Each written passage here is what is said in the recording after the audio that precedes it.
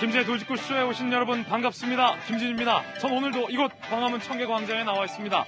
오늘은 이 초미세먼지 상황이 그리 좋지 않습니다. 꼭 KF 기능이 있는 마스크 쓰고 나오시기 바라겠습니다. 대한민국에 백신이 없다. 이 백신 부족 사태, 여권을 중심으로 러시아산 백신을 들어와야 되는 건 아니냐라는 목소리가 일제히 나왔습니다. 청와대에서도 러시아산 백신을 검토하라는 지시까지 내려졌다는데요.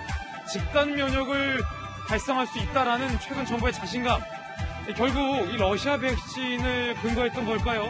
그런데 문제는 통제된 사회에서 통용되는 러시아산 백신, 과연 부작용이나 임상 결과가 투명하게 공개돼서 국민들의 신뢰를 얻을 수 있을지가 관건일 것 같습니다. 잠시 후에 이야기 나눠보겠습니다. 저는 비가 오나 눈이 오나 매일 아침 이곳에서 여러분을 기다리겠습니다. 김지의 돌직구쇼 지금 라이브로 시작합니다. 잠깐만요.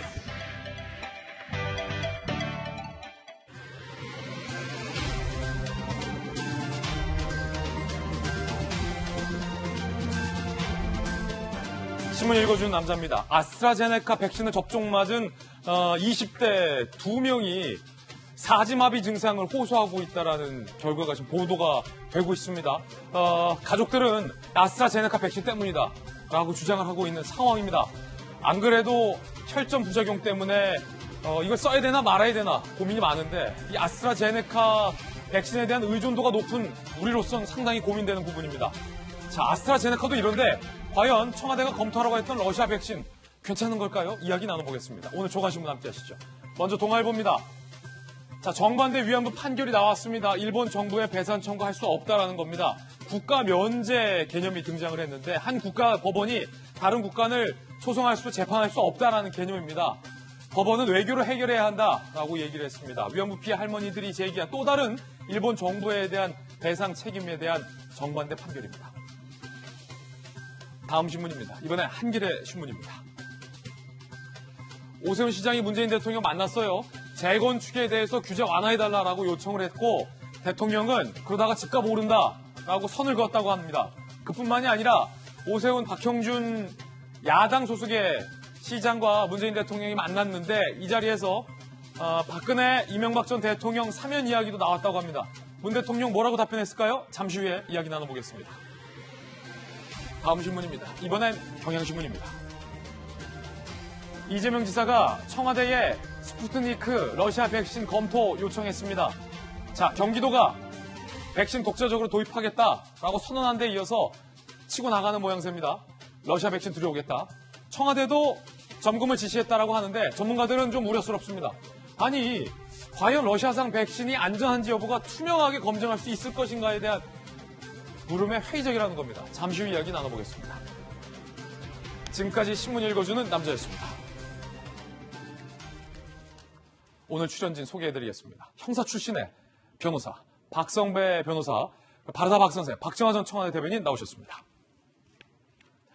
전직 청와대 대변인 출신의 박수현 전 의원, 그리고 청와대 출입기자 출신의 이재명 기자 나왔습니다. 모두 어서 오세요.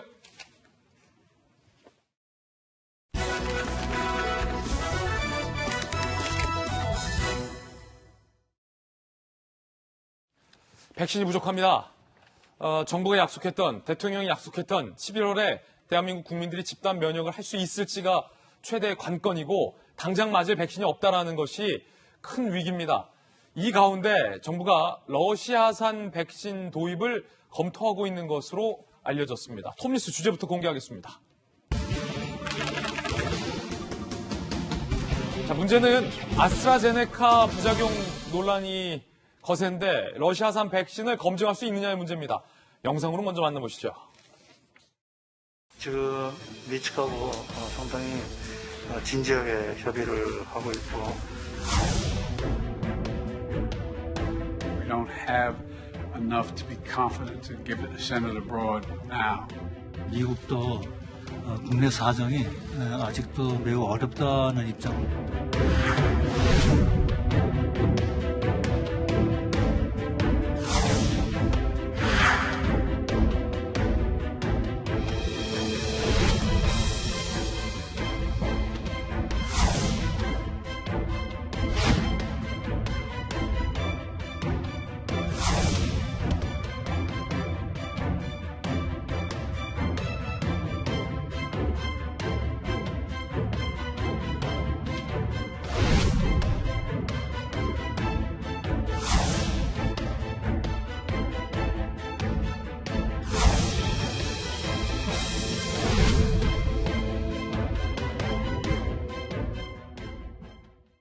자, 과연 러시아산 백신 아스트라제네카보다 나을 수 있을까요? 대안이 될 수 있을까요? 우리 국민들이 신뢰하고 접종할 수 있을까요? 이런 여러 가지 물음표들이 많이 떠오르는 오늘 아침입니다. 김지혜 돌직구쇼에서 오늘 이 이슈 상세하게 지금부터 다뤄보겠습니다. 먼저 정의용 외교장관이 미국에서 외상을 해서 백신을 꼬오겠다라는 구상을 밝힌 지 하루 만에 미국 측의 부정적인 답변이 나왔습니다. 먼저 정의용 실장의 바뀐 이야기 들어보시죠. 장관님 어제 대정부 질문에서 백신 스와프를 상당히 진지하게 협의하고 있다 이렇게 밝혔습니다. 그런데 질병관리청은 아직까지는 성과가 없다라고도 얘기를 했는데요. 과연 현실성이 얼마나 있다고 봐야 되는 걸까요? 미국도 국내 사정이 아직도 매우 어렵다는 입장을 집단 면역을 이루기 위한 국내 백신 비축분이 여유가 없다는 입장은 저희들한테 설명을 하고 있습니다. 그런데 이제 작년에 코로나19 초기 단계에 우리 정부는 미국 정부의 요청에 따라서 진단 키트, 마스크 이런 것을 공수해 준 적이 있습니다. 어려울 때의 친구가 진정한 친구다라는 점을 밑에다 저희가 강조하고 있습니다. 결국 정 장관의 발언은 우정에 호소하고 있다는 얘기로 들립니다. 바이든 대통령도 과연 백신을 도와줄 수 있느냐의 물음에 대해서 이렇게 얘기를 했습니다. We're looking at what is going to be done with some of the vaccines that we are not using. We don't have enough to be confident to give it send it abroad now. But I expect we're going to be able to do that. Thank you. 자, 검토는 해보겠다라고 하는데 우리도 백신이 충분치 않다라는 부정적인 답변 들어봤는데 이재명 기자, 정 장관이 야심차게 답변을 했는데 백신 스와프, 즉 미국에서 외상으로 일단 백신을 들여오고 난 뒤에 나중에 갚겠다. 어떻게 하루 만에 미국도 백신이 충분치 않다더라라고 조금 발언의 기류가 바뀌었는데 그 뒤에 미국의 어려울 때 돕는 게 진정한 친구다라는 이야기를 하고 있다. 그러니까 단순히 우정에만 호소해서 이게 될 일입니까? 국제관계에서 우정에 호소해서 될 일은 사실 없죠. 그런 점에서 양국 다 국익에 어떤 실리가 있어야 가능할 텐데, 글쎄요, 바이든 대통령의 방점도 조금 전에 얘기를 들은 것처럼 우리도 충분하지 않다. 그러면서도 도울 수 있게 되기를 기대한다. 이렇게 얘기를 합니다. 그래서 충분치 않다는데 방점이 있는 건지 아니면 도울 수도 있다는데 방점이 있는 건지 아직 알 수 없지만 어쨌든 다음 달에 한미 정상회담이 예정돼 있고 그 정상회담을 통해서 뭔가 성과를 내려고 하는 게 어쨌든 현 우리 정부의 지금 입장이 아닌가 싶고, 그런 점에서 정의용 외교부 장관이 지금 진지하게 협의 중이다 얘기했다가 사실 이제 어제는 다시 미국도 국내 사정이 어렵다 이렇게 밝혔지만, 그러면서 이제 정의용 장관이 두 가지 얘기를 합니다. 첫 번째는 우리가 미국이 어려울 때 진단 키트와 마스크를 제공했다. 예. 그 점 잊지 말라 이런 점 하나 얘기한 거고, 또 하나는 뭐냐면 지금 미국이 바이든 대통령이 취임하고 나서 가장 강조하는 게 반도체 등 전략 물자들을 미국 중심의 공급망을 새로 만들겠다 이런 거 아니겠습니까? 네. 그런 점에서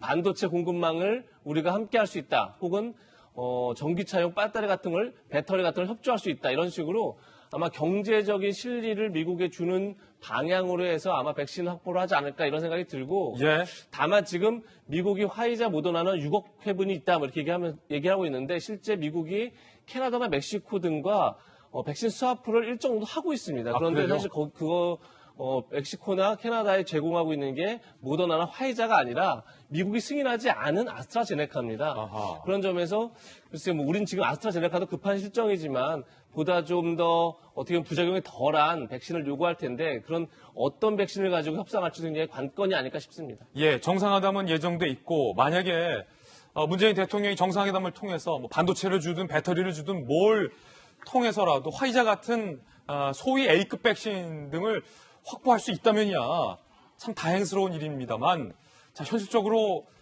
과연 넘어야 할 난관들을 어떻게 우리 정부가 넘을 수 있을지도 좀 지켜봐야 할 문제일 것 같습니다.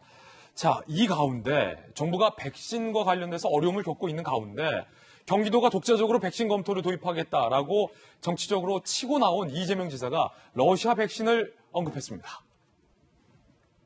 러시아 백신은 국내에서 위탁 생산이 가능하고 가격도 싸고 구하기도 쉽다. 청와대에 검토를 요청했다라고 이재명 지사가 말했습니다. 앞서서 이 지사는 경기도가 먼저 도입할 수 있는 방안 검토하겠다. 그러자 정세균 전 총리 같은 경우는 경기도가 그거 어떻게 들어올래? 라고 비판을 했는데 그러자 이 지사가 러시아 백신 들어올 수 있다. 청와대에 검토 요청했다. 라고 다시 치고 나온 모양새입니다. 러시아 백신은 스푸트니크입니다. 러시아가 자체 개발한 러시아 백신이고 효능이 97%다라고 주장하고 있는 백신입니다. 지난해 12월부터 두 차례 접종한 380명에 대한 분석 결과를 러시아는 감염률이 0.027%다라고 주장을 하고 있는 그런 상황입니다. 자, 청와대 관계자도 이렇게 얘기했습니다. 문재인 대통령이 러시아 백신 부작용에 대해서 점검 중이고 검토를 지시했다라고도 얘기를 한 상황입니다. 이재명 지사의 이야기 들어보시죠. 우리 경기도에서라도 새로운 백신을 사용할 기회를 부여해 주시면 우리가 도민들을 설득해서 충분히 더 안전하고 충분히 더 효율적이고 쉽게 구해서 방역에 도움이 될 수 있다는 걸 선도적으로 보여드리겠다는 그런 말씀이었습니다. 외교 역량을 통해 스푸트니크에 대한 제2 플랜 B까지도 준비하고 있습니다. 우리 EMA에서 검토 중에 있고 안전성만 따지다가 너무 시기를 안전하게 늦춘 거 아니냐 이런 지적이 있는데 이 스푸트니크도 미리 확보를 해놓으면 플랜 B로서 중요한 의미가 있는 거 아니겠습니까? 알겠습니다. 자, 박정아 대변인, 야당으로서 보실 때는 어떻습니까? 사실은 이 아스트라제네카에 대한 부작용 문제 때문에 많은 국민들이 염려를 하고 있는데, 글쎄요. 이 좀 러시아산 백신 어떻게 보십니까? 일본 같은 경우는 화이자 백신을 확보했죠? 그럼요. 그러니까 국민들은 지금 화이자, 모더나 이런 백신 원하고 있고 지금 아스트라제네카 백신에 대한 부작용 지금 국내에서도 막 나오고 있는데 저는 정부가 지금 무슨 얘기하고 있는지 잘 모르겠고요. 청와대가 어제 했던 얘기, 오늘 했던 얘기가 달라지는 게 어떤 요인인지 잘 모르겠고요. 청와대가 무슨 러시아산 백신 그 안전성에 대해서 검증을 하고 있다는데 이게 도대체 무슨 말인지 잘 모르겠어요. 전문가 의견들 더 들어봐야겠습니다만은 파이자나 모더나는 소위 말하는 mRNA 방식이고 지금 러시아산 백신은 지금 문제가 되고 있는 얀센, 아스트라제네카처럼 이 바이러스를 투입해서 하는 방식이에요. 이게 어떤 부작용이 있는지에 대해서 아직도 아무도 검증이 안 됐고 러시아의 주장만 있어요. 지금껏 백신에 대해서는 국민 여러분들이 안심해도 좋다. 백신 수급에는 전혀 문제가 없다라고 얘기하던 와중에 왜 느닷없이 러시아 백신 얘기가 나오는지 저는 도저히 이해를 못하겠습니다. 그리고 지금 이재명 지사, 그 다음에 송영길 후보, 지금 러시아 백신 얘기하는 거 저희가 화면에서 봤습니다만 오늘 아침 일부 보도에 의하면 이미 지난주에 대통령이 청와대 회의에서 그리고 NSC 회의에서 러시아 백신 도입 문제를 검토하라고 얘기했다는 거 아니에요? 도대체 청와대 브리핑은 어디까지 믿어야 되는 거고 정부를 어디까지 믿고 쫓아가야 되는지 저는 국민의 한 사람부터 진짜 걱정입니다. 저희 어머니 80 넘으신 분인데 아직도 언제 백신 맞아야 되는지 연락도 없어요. 이미 맞으라고 통보는 2달 전에 왔는데 아직도 감감무소식이에요. 어디까지 믿고 국민들이 쫓아가야 되는지 저는 지금이라도 지금 솔직하게 모든 걸 얘기해 놓고 해야 그 다음에 국민들도 뭔가 믿고 따라가지. 어느 날 갑자기 러시아 백신 얘기 나오는 게 이게 말이 됩니까? 책임 있는 정부의 얘기인지 잘 모르겠어요. 과거도 아니죠. 올 초에 갑자기 무슨 이낙연 전 대표가 전직 대통령 사면 얘기 꺼냈다가 대통령은 나는 모르고 혼자 한 얘기입니다. 라고 했던 거랑 똑같은 거 아닌가라는 생각이 들어요. 청와대에서 다 얘기해놓고 대통령 다 이미 안에서는 얘기해놓고 이거 브리핑 안 해놓고 있다가 마치 이재명 지사가 얘기한 것처럼 마치 송영길 후보가 얘기한 것처럼 지금 국민들 여론을 떠보려고 하는 거 아닌지라는 걱정까지 들 정도로 도대체 저는 청와대 정부의 말을 믿지를 못하겠습니다. 자, 야당에서 박정아 대변인 이런 견해 주셨는데 박수현 전 대변인 어떻게 보십니까? 그러니까요. 이 백신 문제에 대해서 좀 자부심, 자신감 이 비슷한 것들을 우리가 가져야 된다고 저는 생각을 해요. 무슨 말씀이냐면 이미 정부는 7,900만 명 분의 백신을 도입 계약을 체결했다라고 발표해 드렸습니다. 그리고 상반기에 1,200만 명을 접종하고 하반기에 2,400만 명을 접종해서 전 국민의 70% 수준인 3,600만 명을 접종을 해서 집단 면역을 11월 달에 달성하겠다. 이렇게 이야기를 했죠. 우리 정부가 잘못한 게 뭐가 있습니까? 그리고 지금 백신이 어떻다는 겁니까? 예를 들어서 이런 겁니다. 아스트라제네카가 불안하다. 계속 이야기하죠.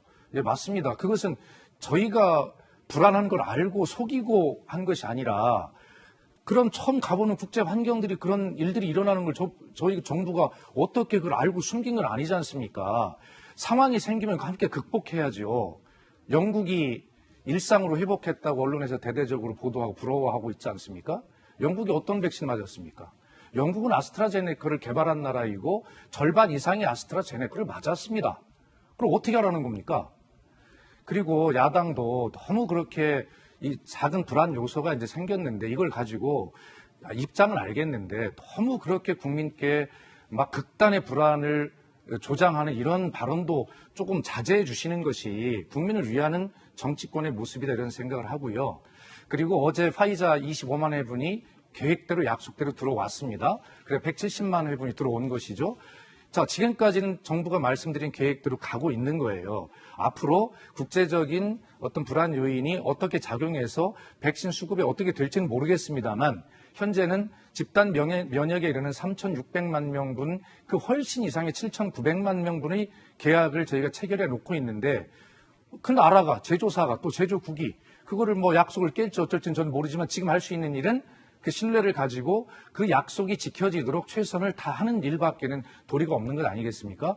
그리고 대통령 말씀하신 접종 속도도 있고 야당이 이제 그걸 계속 비판을 하는데 이것도 역시 이 접종 속도도 약속 드린 겁니다. 그래서 이제 처음에는 이 접종센터죠. 접종센터 초저온 냉동고를 갖춘 접종센터가 71곳으로 시작했는데 이제 이것이 175곳으로 늘었고 4월 말이면 264곳. 그래서 전국 시군구 한 곳씩 전부 생깁니다. 그리고 독감 백신 맞듯이 동네 병의원에서 저희 독감 백신을 맞지 않습니까? 15,000곳을 계약을 체결 완료했습니다. 그래서 지금까지는 일일 10만 명 정도의 접종 속도를 가졌다면 이제 5월부터는 일일 100만 명 수준의 접종 속도를 갖도록 계획이 되어 있습니다.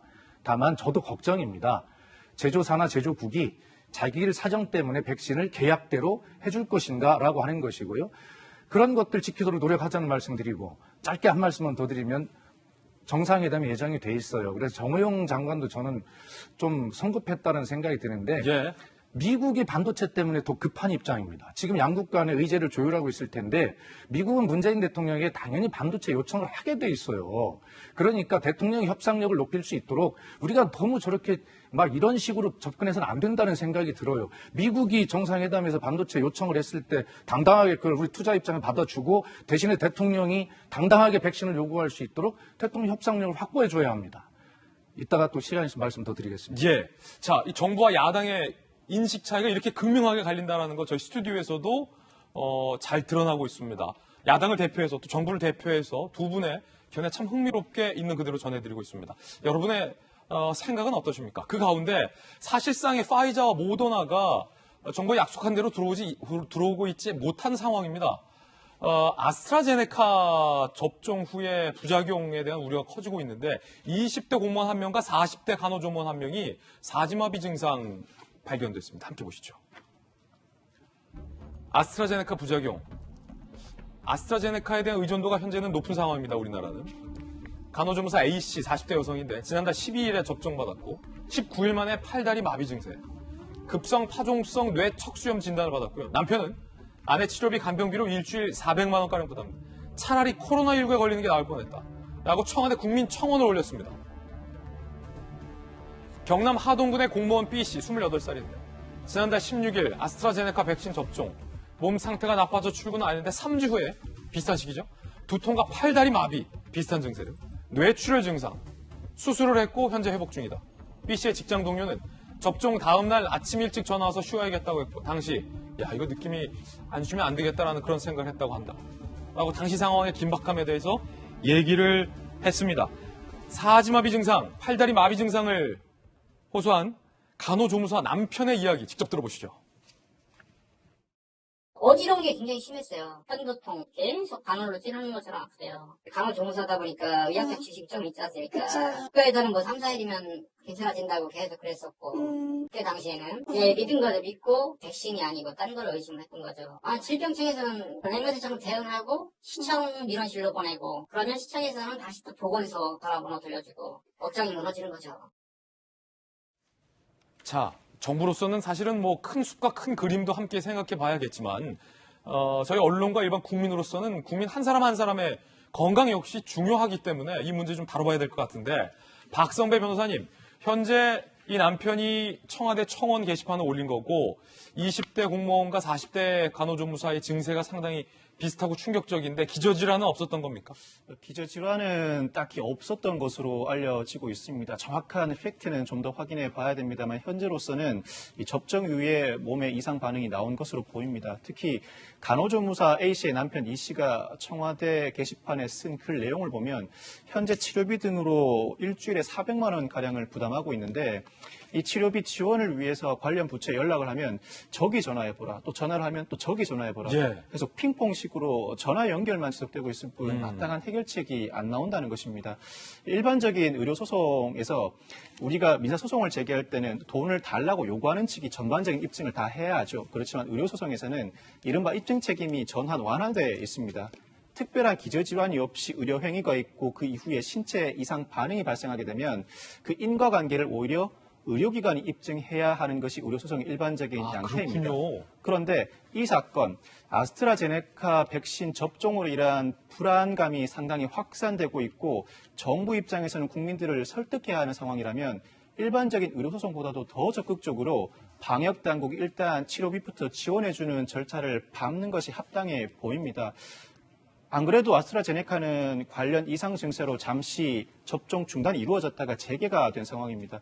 이런 상황에서 문재인 대통령이 이 사건의 경우에 관련 상황을 잘 챙겨서 치료비라도 배상해주게 지원을 해주라는 지시는 상당히 적절했다고 보입니다. 예, 특히나 30대 미만에 대한 아스트라제네카 백신은 접종이 중지된 상황입니다. 백신이 상대적으로 여유 있어서 집단 면역을 이룬 이스라엘의 경우는 실제로 아스트라제네카 백신을 많이 확보해 뒀지만 접종에 쓰이지는 않았습니다. 그 아스트라제네카를 이스라엘은 환불해달라고 합니다. 접종일이 이스라엘 아스트라제네카 환불 요청. 야, 이건 어떻게 봐야 될까요? 화이자 모더나 내년 쓸 1,600만 회분 물량까지 확보한 이스라엘. 저희로선 부럽습니다. 참 부러운 일입니다. 현재 접종률 62%. 기존 계약 물량 아스트라제네카 백신 1,000만 회분 취소를 위해서 아스트라제네카 측과 협의 중이다. 이스라엘 방역 책임자 나흐만 아쉬 교수는요. 내년에 쓸 백신까지 확보한 만큼 아스트라제네카 필요 없다라고 환불 요청의 배경에 대해서 이야기를 한 상황입니다. 이스라엘 소식까지 전해드렸습니다. 이번엔 저희가 준비한 다음 주제 공개를 하겠습니다. 함께 보시죠. 구두 계약이 업계 관행이라고 라는 반문을 오늘 저희는 할까 합니다. 김어준 씨의 출연료가 논란이 됐고 그에 앞서서 김어준 씨가 진행하는 뉴스공장의 방송이 야당을 중심으로 편향성 논란이 제기된 바 있습니다. TBS라는 공영방송이 과연 절차적인 공정성과 절차적인 적법성을 거쳐서 이 출연료를 지급했는지 또한 법적으로 논란이 되고 있는 대목입니다. 아시다시피 TBS는 이 출연료 지급과 관련돼서 계약서를 쓰지 않고 소위 구두 계약으로 출연료를 지급하는 게 방송계 업계 관행이라고 설명한 바 있습니다. 그런데 오늘 저희 동아일보가 단독으로 취재한 결과 김어준 씨가 SBS에서 방송 프로그램을 진행할 때는 TBS가 밝혔던 업계의 관행이 지켜지지 않았습니다. 무슨 말이냐면 계약서가 존재했다는 겁니다. 함께 보시죠. 자, 그렇다면 업계의 관행이 과연 무엇인가에 대해서 TBS 측의 해명에 갸우뚱해 줄 수밖에 없는 대목입니다. 윤한홍 국민의힘 의원실에 따른 동아일보의 보도인데요. 구두 계약이 관행이랐던 TBS의 설명은 사실이 아니었던 것으로 드러났습니다. 김어준 씨가 회당 200만 원 출연료 설 야당이 제기했고 또 하나의 논란은 이걸 구두 계약으로 지급했다는 것이 문제다라는 논란이 제기됐죠. TBS 측의 해명은 그 업계 관행이라 아무 문제 없다라고 해명을 했습니다. 자, 오늘 동아일보 보도에 따르면 김어준 씨가 2018년 SBS에서 방송을 진행했을 당시에는 서면 계약서를 작성해 둔 것으로 확인이 됐습니다. SBS 입장 나왔죠? 김 씨와 문체부 표준 출연자 계약서를 양식을 준용해서 서면 계약했다. 외부 진행자, 라디오도 포함된다. 100% 진행자의 경우 서면 계약을 체결한다. 라고 SBS는 입장을 냈습니다. 그러면 이재명 기자, 업계의 관행이 진행자의 경우 계약서를 쓰는 게 관행인 겁니까? 아니면 TV의 설명서대로 안 쓰는 게 관행인데 SBS만 특이해서 계약서를 쓴 겁니까? 이게 중요할 것 같은데.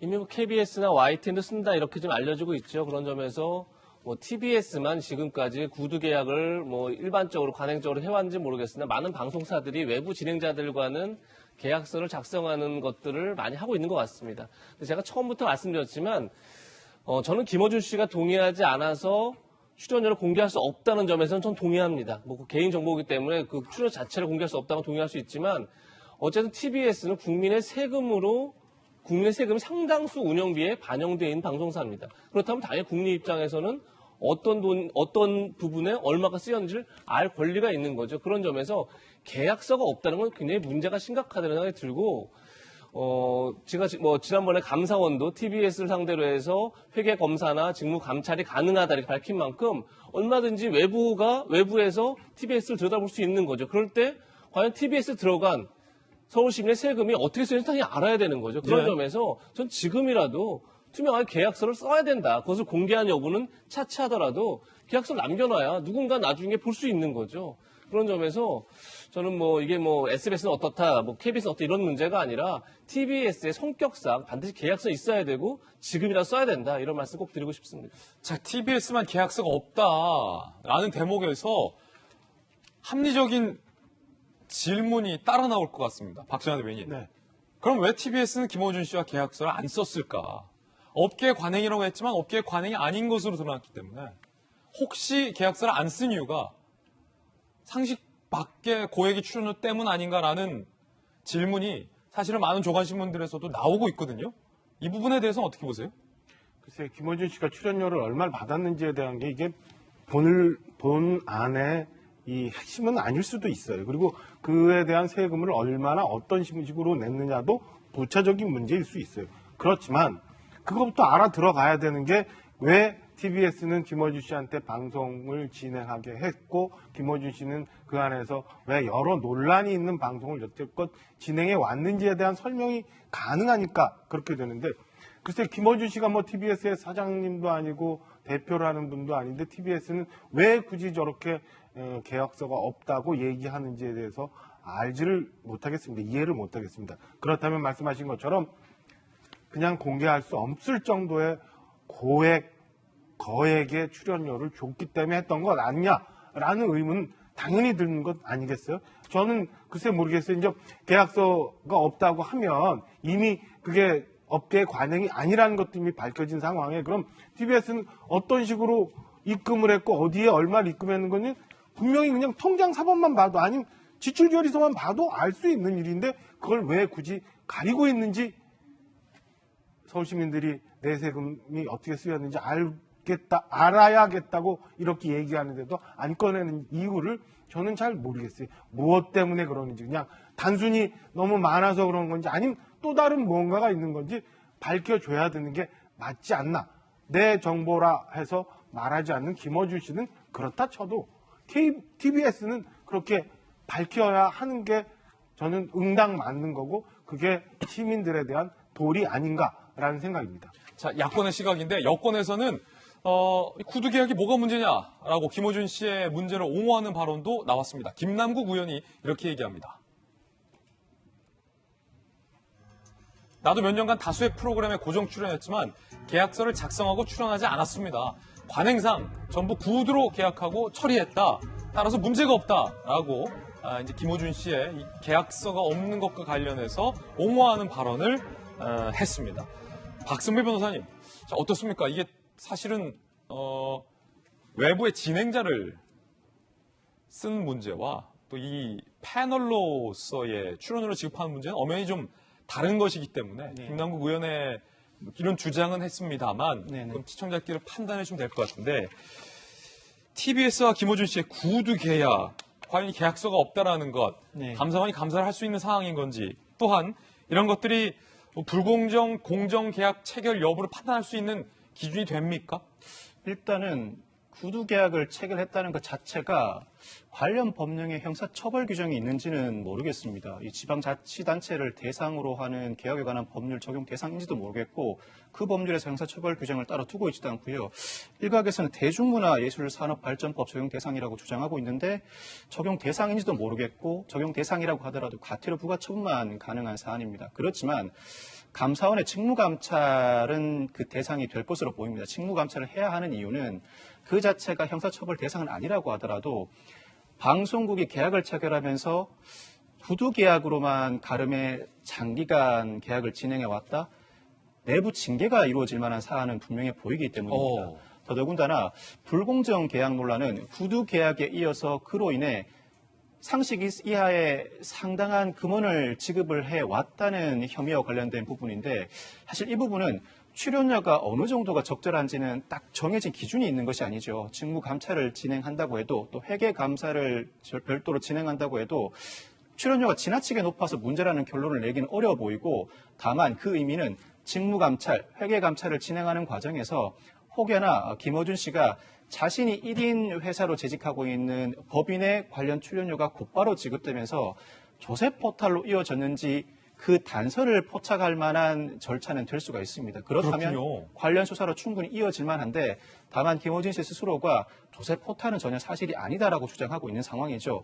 예단할 수는 없는 상황입니다만 감사원의 직무감찰, 회계감찰 대상은 분명하고 그 과정에서 조세 포탈의 정황이 일부라도 발견된다면 수사로 이어지면서 상당히 그 파장이 커질 수는 있는 상황입니다. 그렇군요. 확실히 박성 변호사님께서 법률적으로 짚어주니까 개념에 확 흥미로운 개념을 설명해 주셨어요. 계약서가 있는지 없는지 자체만으로는 형사처벌할 수 없습니다만 이것이 다른 수사로 이어질 수 있는 어떤 수사의 프로토콜이 될 수 있다는 확실히 수사를 많이 해본 변호사님이라 그런 부분을 잘 짚어주셨는데 김어준 씨가 방송에서 일단 출연료 논란에 이렇게 얘기했습니다. 이게 나라가 망할 일이냐 들어보시죠. 제 출연료 관련해서 계속 기사가 나라가 망할 일인가 봐요. 예. 어제 또 제 출연료가 라면 가게로 지급되는 거 아니냐. 편법으로 세금을 줄이는 거 아니냐. 마지막으로 한 번만 더 얘기하죠. 저는 세금을 줄이기 위해서 법인을 만들어서 각종 경비 처리하는 식의 절세 시도를 안 합니다. 저는. 그런 시도 자체를 안 해요. 네, 이 절세 의심에 대해서 김어준 씨의 반박 또한 저희가 있는 그대로 다 보도를 해드렸습니다. 그런데 무엇보다 중요한 이 논란은 과연 이 고액의 출연료 논란이 불거지기까지 김어준 씨의 방송이 공정한가, 지나치게 편향적이지는 않은가, 과연 공영방송에서 나올 법한 수준인가의 논란일 겁니다. 보시는 분들마다 판단이 다르리라 생각되고 아마 여기 나오신 출연자들도 전혀 의견들이 다르리라고 보는데요. 몇 가지 저희가 최근의 방송 장면들을 준비했습니다. 이 문제를 판단하는 데 있어서 한 가지 중요한 근거는 될 것 같습니다. 들어보시죠. 미래통합당이 우리 당에 N번방 연루자가 있다면 정계에서 완전 퇴출시킬 것이다. 냄새가 아주 진하게 난다. 저는 이것이 공작의 냄새가 진하게 난다고, 매우 강력하게 표현한다고 개인적으로 주장합니다. 정반대로 더불어민주당에 누군가를 만들어냈을 수도 있다는 얘기입니다. 기자회견문 읽어보면 할머니가 쓰신 게 아닌 건 명백해 보입니다. 예를 들면 소수 명망가에 의존하지 않고 이런 문장들이 있습니다. 정치권에서 등장하는 전형적인 단어예요. 소수 명망가. 누군가가 할머니에게 왜곡된 정보를 주고 이런 발언을 한 것이다. 총선을 앞두고 야당이 강력한 공작을 꾸미고 있다라는 의견을 진행자가 피력한 대목과 위안부 피해 할머니의 기자회견을 두고 누군가의 배후가 있다라는 음모를 강력하게 주장한 대목 들어보셨습니다. 모두 다 편향성 논란 때 불거졌던 당시 방송 내용들입니다. 여러분들은 어떻게 판단하십니까? 최근 국회에 입성한 김의겸 의원은 이런 판단을 내렸습니다. 들어보시죠. 저는 우리나라 언론 지형 자체가 지나치게 한쪽으로 기울어져 있다고 생각을 하고요. 다른 목소리를 들어보고 싶어하는 열망, 그런 열망이 김어준 씨가 운영하는 프로그램으로 몰려갔다. 그나마 조금이라도 균형을 잡아보려는 시도가 아닌가 그렇게 생각을 합니다. 그걸 가지고 편향되었다, 공격하는 건 어떤 정치적 타겟이라고 생각을 합니다. 방금 들으셨던 야당의 공작설, 위안부 피해 할머니들의 음모론에도 불구하고 김의겸 의원은 균형 잡힌 방송이다라고 평가를 한 거고요. 자, 여러분들은 어떻게 생각하십니까? 두 분께도 의견 물어보겠습니다. 먼저 박수현 대변인. 예, 아마 이 문제의 시작은 지금 앵커께서 말씀하신 대로 어떤 방송의 편향성 또는 지나친 편향성이라고 말씀해 주셨는데 거기서 이제 시작이 된 거죠. 자, 우선 편향성에 대해서 저는 그런 생각을 갖습니다. 김의겸 대변인도 이야기를 했지만 예를 들어서 김어준의 뉴스공장에서 다루는 이슈들을 다른 언론에서 다루지 않는 경우가 많이 있죠. 그럼 국민의 알 권리, 국민의 입장에서 보면 그 다른 언론들도 보고 김어준의 뉴스공장을 볼 때 저는 개인적으로 그렇더라고요. 보면 상당히 정치인으로서 보면 균형이 잡혀요. 저는. 그래서 저는 다른 언론에서 다루지 않는 이슈들을 다루어주는 김어준의 뉴스공장은 국민의 알 권리 차원에서 또 다른 균형이다. 이렇게 생각을 하고요. 그럼 거꾸로 물어보면 김어준이 뉴스공장의 편향이라면 김어준 뉴스공장에서 다루는 이슈들을 다루지 않는 다른 언론의 편향성은 어떻게 설명할 겁니까? 그래서 이 문제는 오로지 저는 들으시는 국민들이 이 문제를 잘 판단하시면 될 문제라고 생각하고요. 지금 뒤에 제기됐던 이런 법적인 문제, 이런 문제는 박성규 변호사님 말씀대로 국민의 세금도 지원받는 그런 공적인 요소가 있으니까 아주 더 뭐라고 할까요? 아주 투명하게 이런 문제들은 필요한 거 있으면 당연히 해야 된다고 생각을 하고요. 김어준 씨도 자존심이 상할지는 모르겠지만 개인의 어떤 권리일 수도 있지만 이런 요구가 있다면 스스로 저 같으면 또 하겠어요, 그렇게.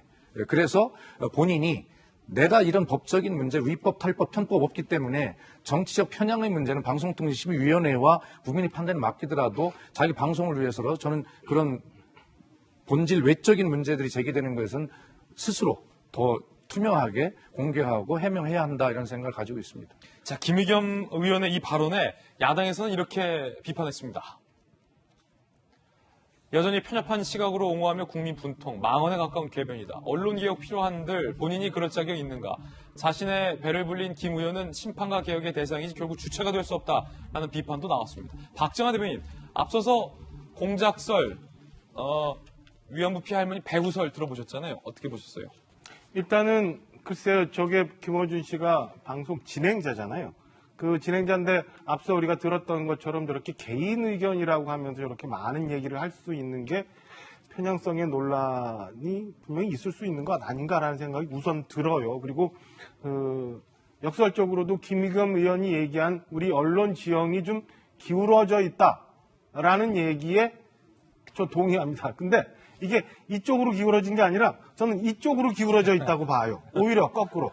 그래서 김어준 방송인이 얘기한 저런 거 문제가 있다고 보여지는데 앞서 봤던 것처럼 무슨 위안부 할머니 건이나 아니면 최근에 보궐선거에서의 여러 가지 얘기뿐만 아니라 그 앞서 출연료 관련한 논란에 있어서도 저는 개인의 해명을 저렇게 방송 시간에 본인이 얘기하는 건 마저도 저는 김어준 씨가 저 전파를 굉장히 사유화하고 있다고 생각을 합니다. 그거는 방송과 상관없이 별도로 본인이 해명해야 되는데 그럼 이 TBS 방송 시간을 본인은 그동안 얼마나 어떻게 주물떡거리고 있었는지 저는 뻔히 볼 수 있는 부분이잖아요. 저는 오히려 아까 말씀드린 것처럼 이렇게 기울어진 언론 지형을 이렇게 바로 세우려는 노력들이 저는 우리 사회에 지금 필요하다 얘기하고 싶지 오히려 김의겸 의원이 얘기하는 것처럼 지금 언론 개혁을 해야 된다? 저는 절대 그 의견은 동의할 수 없는 궤변이라고 말씀드리고 싶습니다. 자, 양당 정치인들의 말씀 들었으니까 언론을 대표해서도 이재명 기자 견해 한번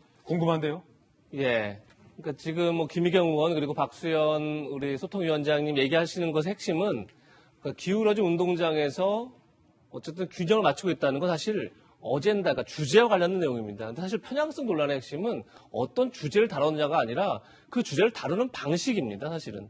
그러니까 물론 다른 그러니까 기존 언론 다루지 않는 걸 다루는 건 좋은 거죠. 그냥 대항 언론이 필요하다는 이유도 그렇기 때문에 다양한 주제를 다룰 수 있는 공간이 필요한데 그 주제를 다루는 방식이 아까 얘기한 것처럼 음모론이라든지 배우론이라든지로 흘러버린다면 그거는 굉장히 방식 자체가 편향적이고 공정하지 않은 거죠. 그 문제를 지적하고 있다는 얘기를 하나 드리고 싶고, 또 하나는 뭐냐면 지금 김의겸 의원이 국회에 이제 들어와서 첫 번째 내건 게 바로 언론 개혁입니다. 그런데 이 말씀 꼭 드리고 싶은 게 검찰 개혁도 두 축이 있었습니다. 하나가 바로 이제 검찰의 과잉수사나 편파수사 같은 검찰권의 남용을 막는 거였고, 하나가 검찰의 정치적 독립을 보장하는 거였습니다. 확보하는 거였는데, 이게 오히려 검찰권 남용만을 집중적으로 막다 보니까 오히려 장관 수사 지휘권이 남발되면서 오히려 독립성이 침해되는 것 아니냐, 이런 논란이 불거진 거고, 또 남용을 막는 과정 속에서 이중잣대 논란이 불거졌던 거죠. 저는 언론개혁도 마찬가지로 두 가지 축이 있습니다. 하나는 과장 광고라든지 과장 허위 보도라든지 가짜 뉴스 같은 것을 막는 게 있을 테고, 또 하나는 역시 정치라든지 아니면 시장 권력으로부터 언론을 독립시키는 게 있을 겁니다. 그런데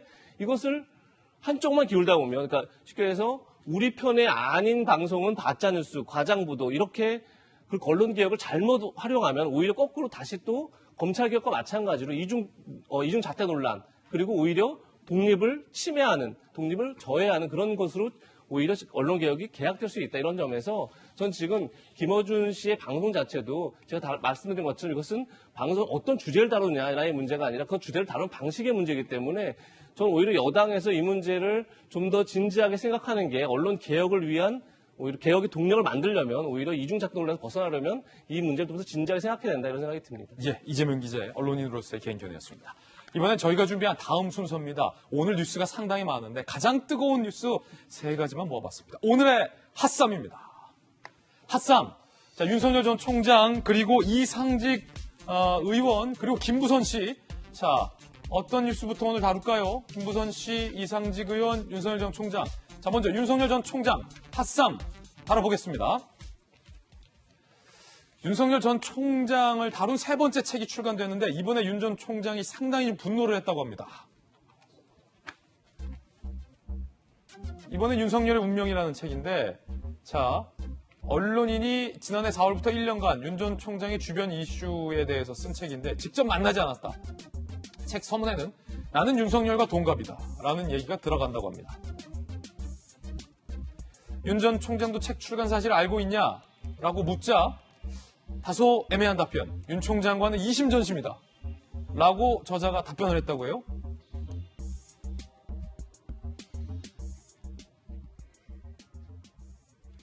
자, 일단은 윤 전 총장이 이 책에 대해서 나를 만나지도 않고 쓴 책이라면 상당히 좀 분노를 했다고 하는데, 박정호 대변인, 네. 어떻게 보십니까? 글쎄, 이제 그전에도 쭉 말씀드렸지만 사실은 이제 이번 책이 이제 세 번째예요. 세 번째인데 앞서 두 권하고 이건 또 다른 또 성격이 좀 있는 것 같아요. 그러니까 제3자의 시각에서 쭉 지켜본 윤석열을 좀 저술을 한 건데요. 그래서 윤석열 전 총장 입장으로서는 지금 그 야권을 지지하는 국민들로부터 굉장히 많은 지지를 받고 있고, 지금 잘못되어 가고 있다는 국민들의 뭔가의 시대 정신을 굉장히 상징하고 있는데, 본인이 본격적으로 정계 진출 선언을 하거나 아니면 정치적 활동을 시작하면서 어디에 몸을 담거나, 그리고 본인의 진영을 갖추기 전에 사실은 이렇게 주변부 정리하는 게 굉장히 어려울 거라고 저는 생각이 듭니다. 그래서 무엇보다도 윤 전 총장이 저는 지금부터 주변 관리를 해야 되고, 본인과 상관없이 이루어지는 일들에 대해서 정리하고 단호하게 입장을 정리해줘서 국민들이 혼돈스럽지 않게 해주는 게 나중에 혹시 있을 수 있는 무언가에 대비하는 방법 아닌가, 이런 생각이 들어요. 그래서 윤 전 총장 측에서는 그런 것도 좀 정리를 해줬으면 하는 생각이 있고, 두 번째는 정말 윤 전 총장이 좋은 모습으로 정치활동을 시작을 하고 정치활동에서 결실을 맺기를 바라는 마음이 있다면, 저는 저런 식으로 해서 주변부에 있어서 자기 혹여 자기 이권이나 아니면 속을 챙기려고 하는 일들은 정말 윤 전 총장을 아끼는 사람이라면 하지 않을 거다라는 말씀을 좀 드리고 싶습니다. 자, 그런가 하면 등판 시기가 언제인가가 정치권의 최대 관심인데요. 이런 주장도 나왔습니다. 자, 국민의힘의 정진석 의원이죠. 지난번 공관위원장이었는데, 윤석열 전 총장이 6월 중에 정계에 등판할 것이다. 절대 권력에 맞서서 눈 깜짝하지 않고 단기 필마로 신념을 관철해내는 인물을 처음 봤고, 충청인이라는 것은 자랑스럽다. 시대를 감당할 수 있는 지도작감이다 라고 지난번에 얘기를 한 바 있습니다. 6월 중에 정계에 등판할 것이다. 박수현 대변인님, 정진석 의원과는 막역한 사이시잖아요. 그렇죠. 같은 지역구셨고 여러 번 선거에서 이기기도 하고 지기도 하고. 아닙니다. 제가 2번 지기만 했습니다. 아, 그러셨습니까? 이긴 적도 있지 않습니까? 그건 뭐 정진석 의원이 아니고 다른 상대였습니다. 아, 그렇군요. 어쨌든 같은 지역구인데. 그럼요. 지금 6월 중에 정계 등판할 거다 이런 말씀을 했어요. 어떻게 평가하십니까? 글쎄 정진석 의원님 말씀을 제가 뭐 평가할 자격은 없고요. 다만 정진석 의원님께 제가 개인적으로도 말씀드린 적이 있고 여러 차례 제가 공사석에서 말씀을 한 얘기가 있는데 윤석열 총장이 충청인으로서 자랑스럽다라고 할 말에 전 동의할 수 없어요. 같은 충청인이시잖아요. 그런데 굳이 이것이 왜 지역주의라고 하는 것으로 돌아갈 수 있는 그런 말씀을 왜 하는지, 그리고 아버님이 뭐 충청도가 고향이신데 그렇다고 해서 충청도에 태어나지도 않고 학교를 다닌 적도 없는, 잘한 적도 없는 윤석열 총장을 굳이 충청인이라고 그렇게 등치해가지고 충청 대망론을 이루려고 하는 것인지, 그건 대다수 충청인들이 그렇게 생각 안 할 거예요. 정진석 의원님이 저는 그래 말씀드리고 싶은 게 있어요. 이제 오선식 하셨고 충청인의 사랑을 그렇게 많이 받으신 그런 국민의힘의 대표 정치인이시라면 윤석열 총장을 충청도로 꼬우듯이 그렇게 하지 말고 본인이 직접 대권에 출마하셔라. 그게 충청의 자존심 아닙니까? 이런 말씀을 저는 꼭, 진심으로 이제 정진석 의원께 드리고 싶고, 이제 당 대표도 하실 때가 됐고, 대통령 후보도 되실 때가 됐습니다. 그러니까 그렇게 하시길 바라고요.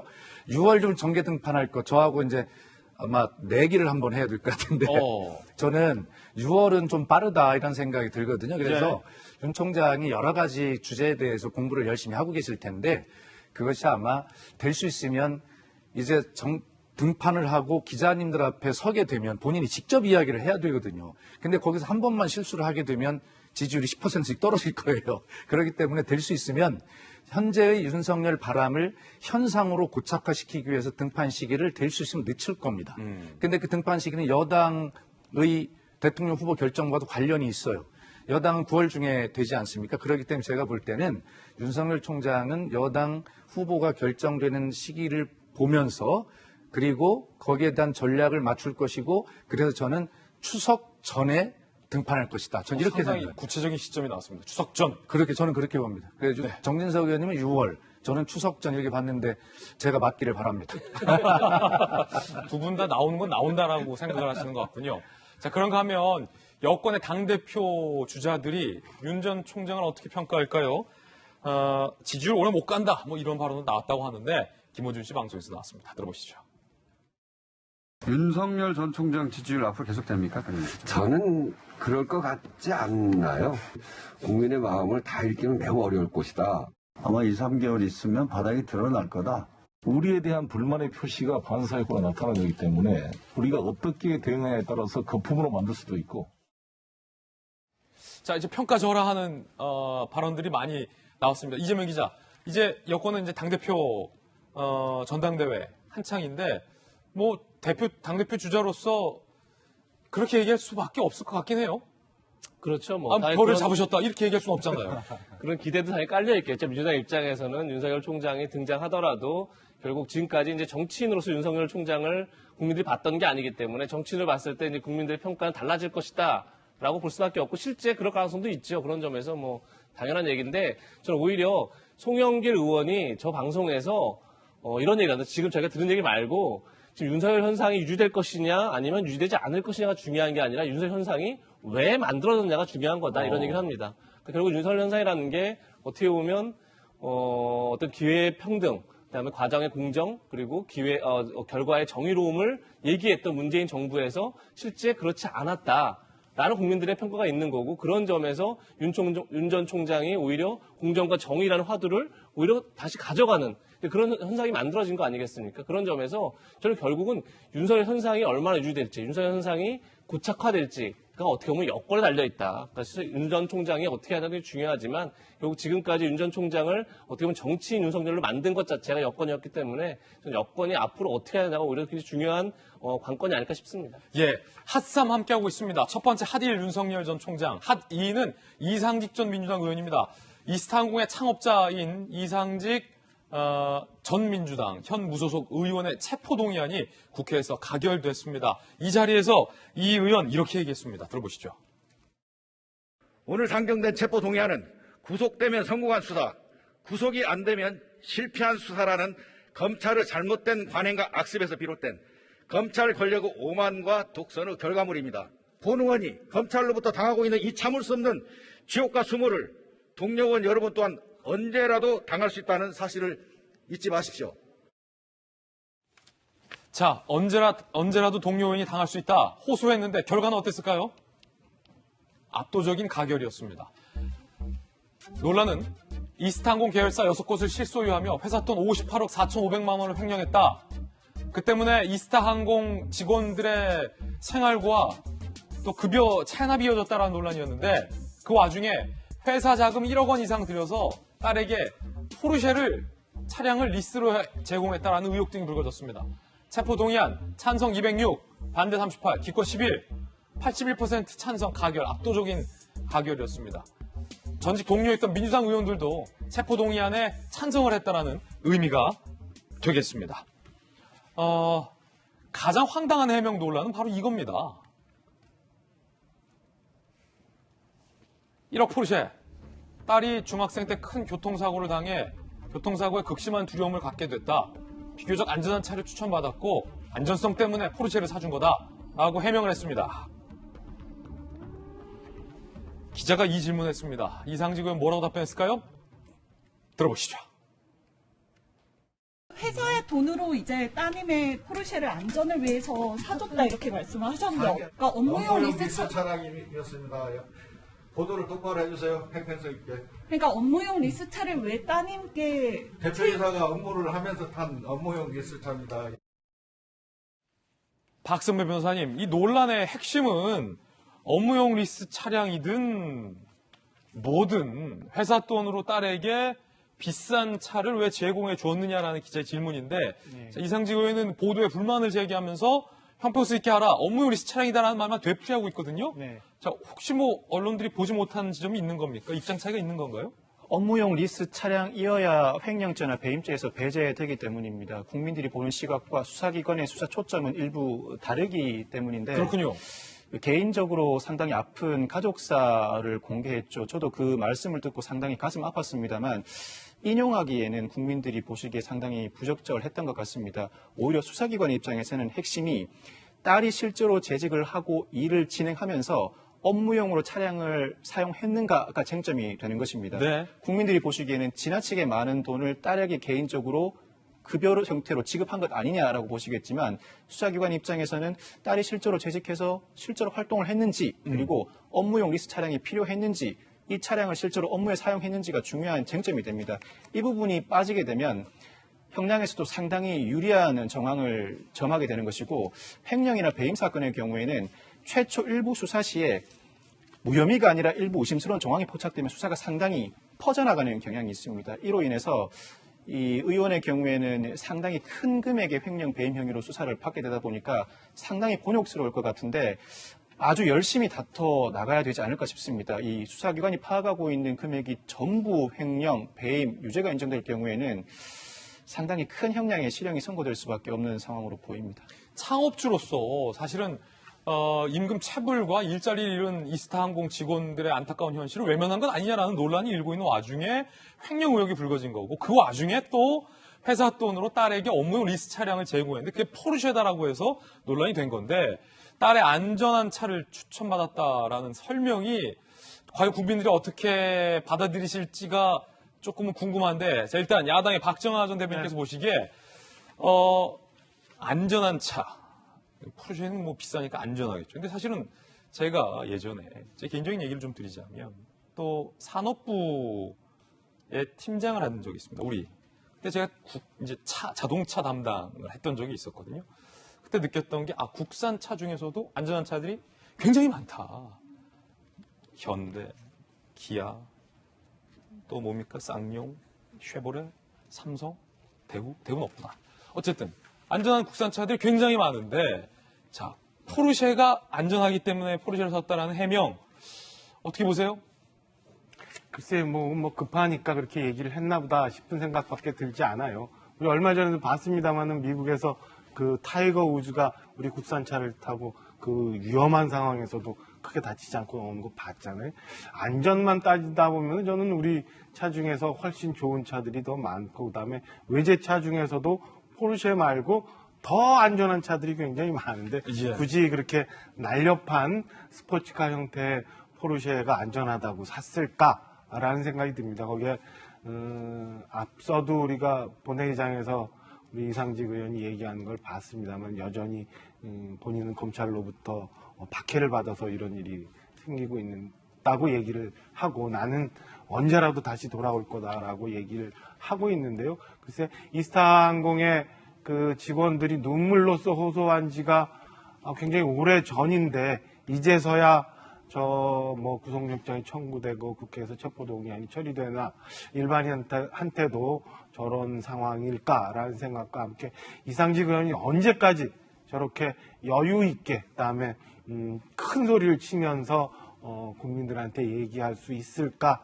한번 저는 유심히 지켜보도록 하겠습니다. 그런가 하면 이상직 의원이 나는 불사조다라며 큰 소리를 쳤다는 보도도 나왔습니다. 재판을 위해 법원에 출석할 당시에 우연히 함께 탄 노조 관계자가 들었다는 건데 사람들이 날 자꾸 건드린다. 그러나 나는 불사조다. 불사조가 어떻게 살아나는지 보여주겠다라고 지난 16일에 이야기를 했다. 변호인에게 라는 보도가 나오기도 했습니다. 불사조. 자신감. 박수현 대표. 예. 적절합니까? 전혀 적절하지 않죠.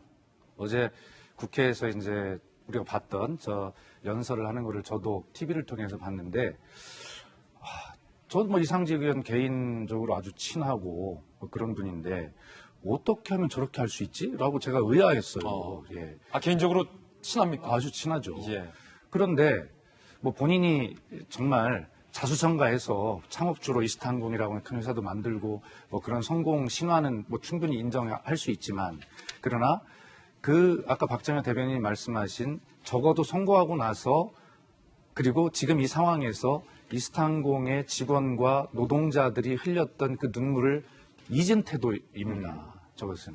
그래서 어제 같은 경우는 그런 말씀드릴 기회가 있다면 저것은 본인이 아무리 본인 입장에서 억울한 부분이 있고 뭐 이렇다 하더라도 여기에서는 국민께 정말 사죄드리는 그런 자세를 갖는 것이 마땅한 거 아니겠습니까? 그리고 본인이 억울하면 법정에서 가릴 기회가 있는 것이죠. 그래서 이 문제는 국회에서 본인의 억울함을 호소하는 것은 타당치 않은 그 태도고, 그것이 바로 81%의 여야 가릴 것 없이 의원들이 체포동의안에 찬성한 그런 그 결과를 낳은 것이다. 좀 하여튼 정치인들 전체가 이런 일이 있을 때마다 국민이 보시기에 정치인들이라고 하는 사람들을 어떤 시각으로 보실지 참 죄송하기도 하고 부끄럽기도 하고 저를 또 더 돌아보는 계기도 이렇게 되는데, 어제 이상직 의원 개인적 입장을 떠나서 정치인 이상직으로서 국회에서 했던 발언과 내용은 태도는 잘못된 것이다 말씀드리겠습니다. 예, 또 박수현 의원의 소신 발언 들었습니다. 핫삼 김무선 씨입니다. 이재명 지사에게 3억 민사소송을 제기했습니다. 쌀 한 가마니라도 보내야 한다라는 주장. 쌀 한 가마니 주장. 2018년 9월 이재명 지사를 상대로 3억 원 상당의 손해배상 청구 소송을 제기했죠. 어제 재판에 출석했습니다. 이재명 지사를 비난했습니다. 국민을 위해 희생하는 것처럼 하면서 당신이랑 만났던 여자인 내 상처를 보듬어주고 쌀 한 가마니라도 보내야 남자 아닌가, 부끄러운 줄 알아라 라고 비난을 했습니다.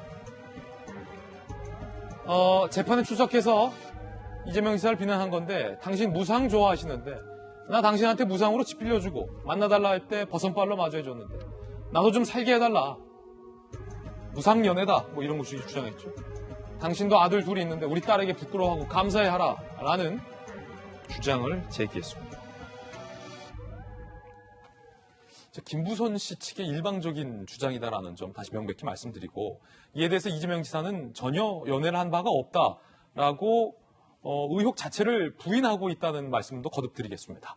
자, 박성배 변호사님. 일단은 이게 민사소송인 거죠. 지난 뭐 형사소송이나 다른 것과 취하하고 뭐 굉장히 복잡했는데 그것과 별개로 이게 어떤 의미입니까? 김부선 씨가 무슨 의도로 민사소송을 했다는 재판인 거죠? 지난 2018년 6.13 지방선거 당시에 이 경기도지사 후보로 나왔던 김영환 후보가 당시 이재명 후보를 상대로 TV 토론회에서 이른바 여배우 스캔들을 언급하게 되죠.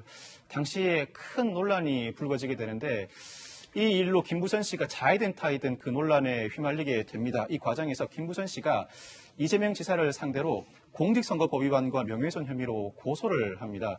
공직선거법 위반은 김영환 후보의 질문에 사실이 아니다라고 답변했던 것이 허위사실 발언이라는 취지고 명예훼손은 자신을 허언증 환자로 몰았다는 것입니다. 그런데 수사 과정에서 김부선 씨가 명예훼손에 대해서는 고소 취소를 합니다. 더 이상 이 일에 휘말리기 싫다고. 명예훼손은 반의사 불벌죄이기 때문에 피해자인 김부선 씨가 고소 취소를 하면 사건은 그대로 종결됩니다. 네. 공소권 없음으로 종결되는데 공직선거법 위반은 반의사 불벌죄가 아니므로 그대로 수사가 진행됩니다. 그런데 당시 검찰은 공직선거법 위반 혐의에 대해서도 무혐의 결정을 합니다. 그런데 그 무혐의 결정의 취지가 적극적으로 여배우 스캔들은 없었다라는 취지가 아니라 사실관계가 아주 분명하지는 않지만 TV토론 장소에서 김영환 후보가 상당히 추상적으로 물어보고 이재명 후보가 즉답을 하는 상황이었기 때문에 공직선거법 위반으로 보기는 어렵다는 취지였었거든요. 그러니까 정말로 연인이었냐 아니었냐는 판가름 나지 않는 거다. 적극적인 판단을 못하는 상황이었었죠. 네. 그 상황에서 당시에 김부선 씨가 이재명 지사를 상대로 민사소송도 제기한 상태였는데 아마 수사 결과를 지켜보기 위해 지금까지 내버려뒀던 것 같습니다. 이제야 첫 기일이 진행된 상황인데 일단 허언증 환자로 몰았다는 행위로 인해서 내가 민사상 큰 손해를 입었으니까 손해배상을 구하는 취지입니다. 그런데 이 손해배상 소송에서는 그동안 수사기관도 미뤄왔었던 여배우 스캔들이 사실인지 사실이 아닌지를 재판부가 판단해야 하는 입장이 되고 말았습니다. 만약 여배우 스캔들이 사실이라면 이재명 지사가 허언증 환자라는 표현 자체가 허위사실이 되는 것이고 여배우 스캔들이 허위사실이라면 이재명 지사가 허언증 환자라고 표현했던 것이 사실이 되는 것이죠. 명예훼손도 사실인지 허위사실인지 여부에 따라서 배상해주는 금액에 큰 차이가 발생하게 됩니다. 재판부 입장에서는 그동안 미뤄왔던 여배우 스캔들이 사실인지 아닌지를 판단해야 하는 입장에 서 있고 여권의 유력 대선 후보로 꼽히는 이재명 지사 입장에서는 또다시 이 문제가 불거져서 대선을 앞두고 상당한 악재로 작용할 수밖에 없을 것 같고 특히나 손해배상 금액으로 3억 원을 구하는 것 자체 3억 원은 적은 금액이 아닙니다. 일반 손해배상 사건에서 위자료 금액은 최대 한도가 우리 법원 실무가 1억 원으로 책정해 두고 있는데 3억 원을 구하는 것 자체는 그동안 이 일로 인해서 가족이 부끄럽다면서 자신에게 명제로도 연락을 하지 않는다. 정신적 고통도 클 뿐만 아니라 이로 인해서 경제적 손실이 상당히 크다는 입장도 반영한 것으로 보입니다. 구체적으로 입증은 못하지만 이러저러한 사정으로 내가 상당히 경제적으로 곤궁을 받고 있는데 그래서 저런 표현도 나온 것 같아요. 쌀 한 가마니라도 보내야 되는 게 아니냐. 자신이 받은 정신적 고통 외에 상당히 크게 고통을 겪고 있는 경제적 고통까지 그 내용을 다 반영해서 3억 원이라는 손해배상 청구 금액을 책정한 것으로 보이는데 사실 금액은 부차적인 문제고요. 사실인지 아닌지를 판단하는 재판부의 판단에 여론이 귀추가 주목될 수밖에 없고 이 점에 대해서는 이재명 지사 입장에서도 그동안 판단 유보 상태로 진행돼 왔던 상황이기 때문에 적극적으로 대처해야 되지 않을까 싶은 생각이 듭니다. 이재명 지사 입장에서 생각하더라도 물러설 수 없는 그렇죠. 대목이죠. 형사상 처벌을 받을 상황은 아니지만 그렇죠. 민사 재판에서 여배우 스캔들이 사실로 보인다라는 법원의 판단이 있게 되면 대권 행보에 상당한 영향을 줄 수밖에 없죠. 자, 이 지사는 거듭 말씀드리지만 만난 적이 없다. 허언증이다라고 억울함을 호소하고 있는 상황입니다. 이 문제 제기를 했었던 김영환 의원의 당시 토론 장면 들어보시죠. 여배우 누구신지 아시죠? 모릅니까? 만난 적 없습니까? 그런 사람 있지요. 옛날에 만난 적 있습니다. 얼마나 만났습니까? 마저 말씀하세요. 얼마나 만났습니까? 답변하셔야 되는 거 아닙니까? 여기가 청문회장 아닙니다. 김부선 씨가 어제 재판에서 이런 주장도 했습니다. 1년 넘게 조건 없이 맞아준 옛 연인에게 정말 이건 너무 비참하고 모욕적이어서 재판에 안 나오려 했었다. 그러면서 이재명을 만났고 이재명의 신체 비밀을 알고 있고 이재명과 싸웠을 때 욕설 협박을 받아서 너무나 치가 떨려서 전화번호도 바꿨다라고 주장을 했습니다. 민주당의 주요 인사들에게도 다 말했다. 정치적으로 재판하지 말고 가여운 배우의 부당함을 돈으로라도 보상받게 해달라라고 호소를 했다라고 얘기를 합니다. 김부선 씨가 이재명 지사의 신체 비밀을 안다는 주장은 이번이 처음이 아닙니다. 과거에도 이런 비슷한 주장을 했었는데 들어보시죠. 권력이라는 게 인생이라는 게 얼마나 허망한 건지 이재명 씨가 잘 알 텐데 이재명 씨가 이런 사태를 자처한 거에 대해서 매우 안타깝고 제 자신도 비참합니다. 저번에 출석하셨을 때 이재명 지사가 사과한 다음에 용서하겠다고 하셨는데 그 입장은 변함이 없으신가요? 이미 그 시기는 놓치지 않았을까요? 여러 차례 사과의 기회를 드렸는데 인간적으로 그때는 좀 젊었다, 미안하다라는 전화를 왔으면 이런 일은 없었을 겁니다. 조사에서 추가적으로 제출할 증거 있으신가요? 아니면 어떻게? 자신 있습니다. 증거는 정말 넘칩니다. 이재명 지사는 전혀 사실이 아니다라고 강력하게 부인을 하고 있습니다. 이 지사의 이야기 들어보시죠. 저는 그분하고 그분이 수차 얘기했던 것처럼 양육비 문제 상담한 일이 있고 그것 때문에 집회 현장에서 몇 차례 우연히 만난 일이 있고요. 지금까지 얘기한 게 다입니다. 사실이 아니니까 그냥 아니라고 하고 국민들의 상식적 판단을 믿고 기다리겠습니다. 아닌 게 분명합니다. 아닌 걸 증거를 대라니까 답답하지요. 상당히 사실은 난감한 상황인데 이재명 지사는 전혀 사실이 아니다라고 주장하고 있는데 이재명 기자, 김부선 씨는 명백한 사실이다라고 전제를 하고 이걸 떠나서 쌀 한 가마니라도 보내줘야 되는데 어떻게 이럴 수 있냐라고 호소하는데 세간의 음점은 전혀 사실이 아닌데 김부선 씨가 왜 이럴까라는 의문도 있고 이재명 지사를 믿는 입장에서는 이재명 지사가 전혀 사실이 아니라고 하는데 김부선 씨가 또 왜 이러냐라는 관측도 존재하거든요. 재판부가 판단을 내릴 수 있을까요? 옛 연인이었는지 아니었는지에 대해서. 김부선 씨가 지금 증거가 차고 넘친다. 자기가 많이 갖고 있다고 했기 때문에 과연 재판부에 어떤 증거를 내는지를 봐야겠죠.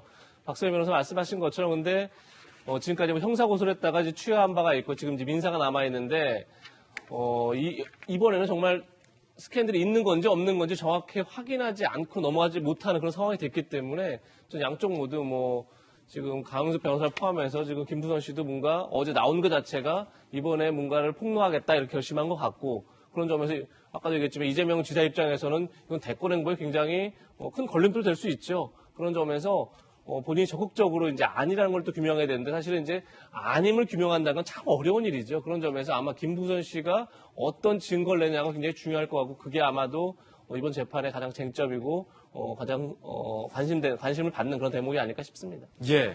자, 핫쌈 전해드렸습니다. 이번에는 정치권 소식 두 가지 짚어보겠습니다. 먼저 첫 번째 정치권 소식은 문재인 대통령이 오세훈, 박형준 야권의 두 시장을 만났다라는 대목입니다. 무슨 이야기를 했는지가 중요할 텐데 문재인 대통령은 김호란 방역기획관 이슈에 대해서 문제 없다라고 얘기했고 재건축 규제를 풀어달라는 오 시장의 입장도 거절을 했습니다.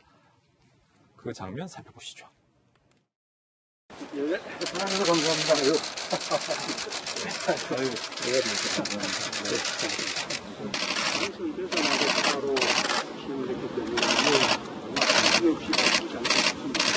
오늘은 특별히 이대로 정해놓고 논의하자는 자리가 아니고 앞으로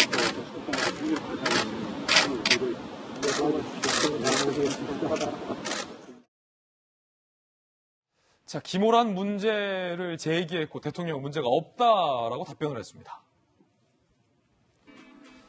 김호란 기획관 임명 전혀 문제라고 생각하지 않는다. 유명희 통상교섭본부장 남편, 김무경 후보자 처남도 보수정이야. 왜 그런 걸 신경 쓰냐라고 답변을 했고요. 오 시장이 재건축 현장에 한번 나가봐 주시라 얘기하자 대통령은 규제 풀면 가격 오른다, 낭비다라고 부인을 한 대목도 나왔습니다. 그리고 저 자리에서 전직 대통령의 사면 문제를 오 시장과 박 시장이 대통령에게 건의를 했습니다. 들어보시죠. 두 분 전직 대통령의 사면 문제에 대한 언급입니다. 박형준 부산시장님께서 먼저 말씀을 하시고 그에 대한 원론적인 그 내용의 답변이셨습니다. 저 역시 같은 건의를 드리려고 생각하고 있었다는 말씀만 드렸습니다. 문재인 대통령 사면론 건의에 대해서 뭐라고 답변했을까요? 가슴 아프다. 두 분 모두 고령이고 건강도 안 좋지만 국민의 공감대를 생각해야 된다라고 신중한 반응, 거절을 했습니다. 자, 대통령은 지난 1월 신년 기자회견 때 이미 사면에 대해서 부정적인 의견을 밝힌 바 있습니다. 지금은 사면을 말할 때가 아니다라는 생각입니다. 하물며 과거의 잘못을 부정하고 또 재판 결과를 인정하지 않는 차원에서 국민들의 상식이 용납하지 않을 것이라고 생각하고 언젠가 적절한 시기가 되면 사면론까지 오 시장, 박 시장과 대통령의 생각이 다른 이견을 확인했는데 두 분께도 짧게 여쭤보겠습니다. 어떻게 보셨습니까? 글쎄요, 가장 최근에 그 국민들의 소리를 가장 가까이서 들었던 두 당선인 시장이 말씀을 하셨으니까 국민들의 의견을 대신해서 전달한 거라고 보여지는데, 결국에는 두 전직 대통령에 대해서는 서병수 국민의힘 의원이 그저께 국회에서 얘기한 것처럼 그런 이유가 아니라 이제 국민이 통합해야 되고, 그다음에 이미 두 전직 대통령이 고령이고 건강도 안 좋았고 사법부의 판단도 끝났고 일정 기간 지났기 때문에 한번 검토해보자는 거지요. 이에 대해서 저는 글쎄 자꾸 얘기할 게 아니라 대통령이 필요하시다고 판단을 하시면 결단을 하실 문제이고, 그렇지 않다면 좀 더 가야 될 문제라고 생각합니다. 이 건이 옳다 그르다 하면서 정치권에서 왈가왈부할 일은 아니지 않나 싶은 생각이고요. 저는 최종적으로 문재인 대통령이 이 건에 대해서 어떻게 생각하시는지 때가 돼서 말씀하시는 게 옳다라고 생각을 합니다. 박 대변인.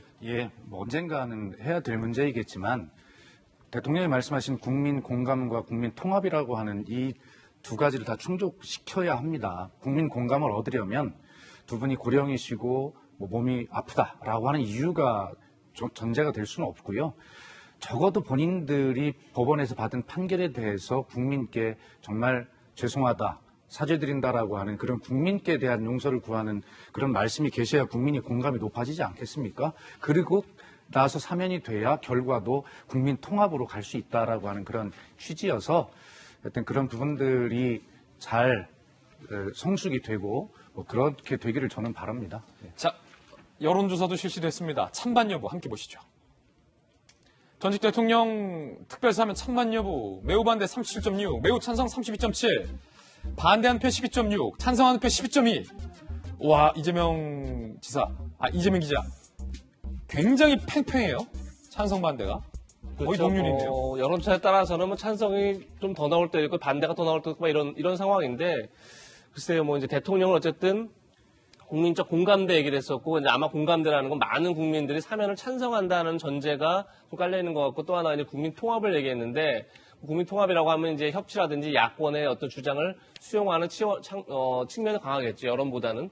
어쨌든 그 두 가지가 다 충족돼야 된다라고 이제 본인도 이미 얘기를 했고, 그렇게 선을 그은 상태인데, 글쎄요, 여론이 어떻게 달라질지, 그다음에 이제 야권의 주장이 어떻게 바뀔지도 봐야겠지만, 저는 사실 야권에 먼저는 이걸 묻고 싶습니다. 그러니까 지금 어제 어떻게 보면 대통령이 야권 출신 시장을 만난 것 자체가 굉장히 이례적인 정치 이벤트였죠. 거기서 이제 박형준 부산시장이 먼저 그 얘기를 꺼낸 건데, 저게 과연 가장 시급한 지금 야권이 던질 사안이었는가? 저 약간 거기에 좀 의문이 좀 있고, 또 하나는 과연 야권이 통일된 의견인가? 지금 사면론을 두고 야권이 또다시 이제 지금 어떻게 보면 자중지장을 좀 겪는 그런 모양새가 됐는데, 저는 야권에서 먼저 좀 정리를 하는 게 좀 우선인 것 같고, 그리고 또 하나는 대통령이 이미 올 1월 달 신년 기자회견에서 부정적을 냈죠. 그렇게 되면 결국은 이 문제는 어떻게 보면 다음 대선을 앞두고 양당의 대선 후보들이 풀 문제일 가능성이 높은 거죠. 그런 점에서 저는 성급하게 접근할 문제는 아닌 것 같다, 이런 생각이 들었습니다. 네. 자, 두 번째 정치권 소식도 준비됐습니다. 결국 사과를 했습니다. 김상희 부의장, 야당을 향해서 신났네, 신났어 라고 했던 발언의 폭풍은 본인의 사과를 해줬습니다. 들어보시죠.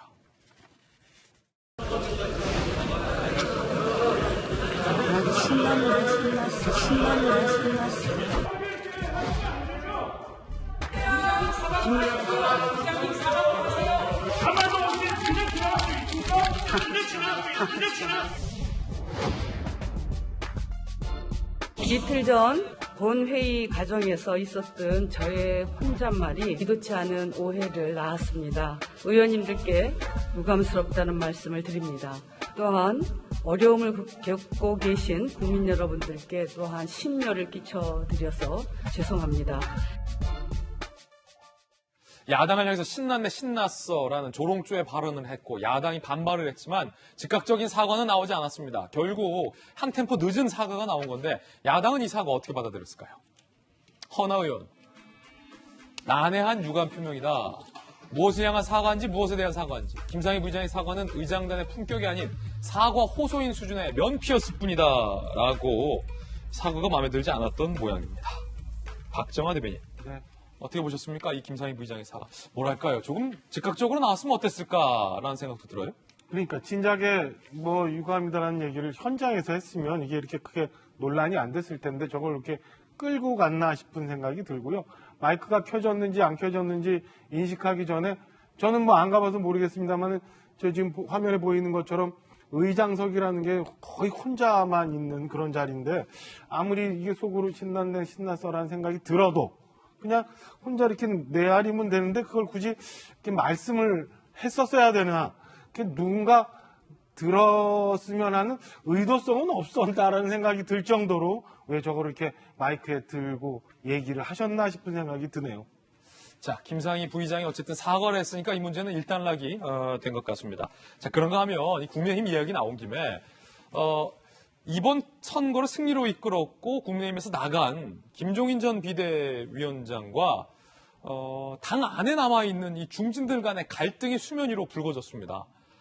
특히 주호영 원내대표가 지난 선거 때 다른 일을 꾸민 것 아니냐라는 의혹이 김종인 전 위원장에 의해서 제기됐는데요.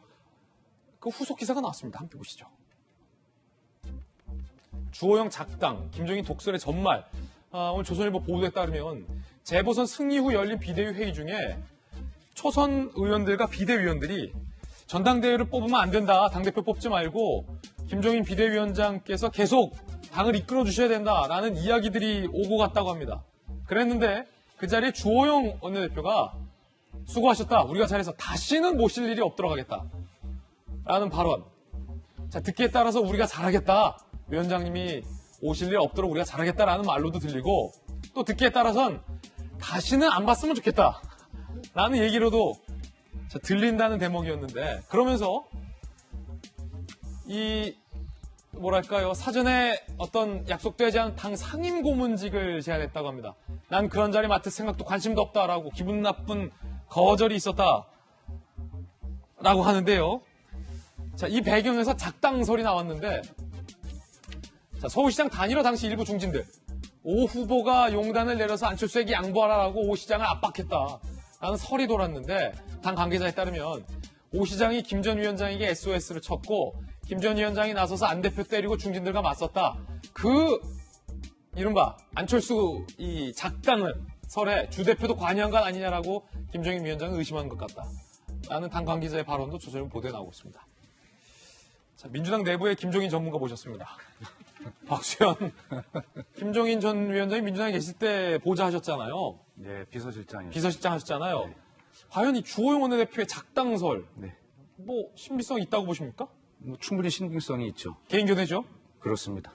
그런데 그 김종인 대표 비대위원장께서 왜 저렇게 화가 나셨는가는 그리고 왜 국민의힘을 아수라장으로 번역되는 그런 말씀을 쓰실 정도로 그렇게 화를 내셨는가 보면 이유는 저는 하나라고 봐요. 지금 얘기됐던 그 오세훈 시장 후보를 어렵게 만들었지 않습니까? 그런데 그런 상황 속에서도 중진들이 그때까지도 오세훈 후보를 흔들고 김종인 비대위원장을 흔들고 그러면서 안철수 대표를 후보로 만들자라고 하는 그런 어떤 과정들을 보면서 절망하셨다고 저는 생각을 해요. 어떻게 정당이고 정당의 구성원들이 그럴 수가 있는가에 대한 너무나 큰 실망을 전 했다고 생각을 합니다. 그래서 지금도 뭐 저도 말씀을 들어봤습니다만 예, 그런 말씀을 하시더라고요. 아, 그렇습니까? 예, 그래서 그런 어떤 과정에 이건 정당인의 자세가 아니다. 정당이 아니다라고 하는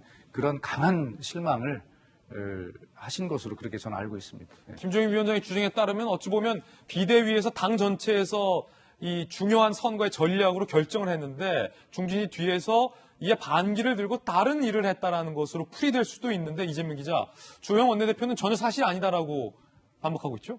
그렇죠. 그러니까 뭐 사실관계 정확히 알 수 없죠. 근데 그럼에도 불구하고 어쨌든 국민의힘의 중진들 가운데 또 그리고 국민의 외곽에 있는 그러니까 외곽이라고 하면 홍준표 전 대표나 뭐 윤상현 의원 등등이 안철수 대표를 지원했다는 것도 팩트죠, 그것도요. 뭐 전혀 사실이 아닌 건 아니죠. 그런 점에서 뭐 제가 볼 때 김종인 비대위원장 입장에서는 굉장히 기분 나쁠 수 있죠. 겨우겨우 지금 간신히 국민의힘을 재건해서 당 후보를 진짜 만들어냈는데 그 다음에도 흔들린다 그러면 굉장히 이제 기분 나쁠 수 있는데 저는 한편으로 또 중진들 입장에서도 물론 김종인 전 위원장을 흔들려는 뭐 국민의힘을 흔들려는 이런 것도 있겠지만 크게 보면 어떻게 보면 야권을 재편하는 과정 속에서의 움직임들이 아니었나 이런 생각이 들고 그런 점에서 이제는 정말 더 이상 지금 국민의힘이 계속 자중 질환을 겪는 것보다는 좀 통합의 길로 가야 되지 않나 싶습니다. 네.